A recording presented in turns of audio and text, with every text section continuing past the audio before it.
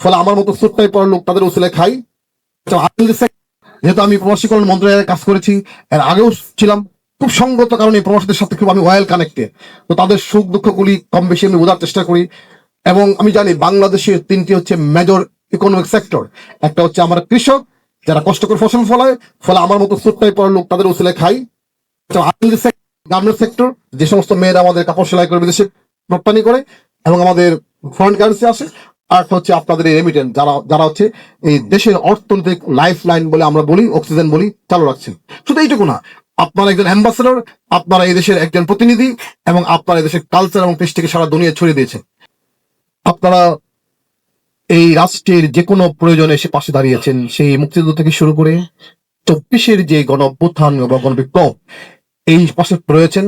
এবং আগামী দিনেও এই জাতির ক্রান্তি লগ্নে আপনারা জাতির সূর্য সন্তান হিসেবে দাঁড়াবেন এবং আমাদের যে কোনো ভালো উদ্যোগে আপনারা সাড়া দেবেন।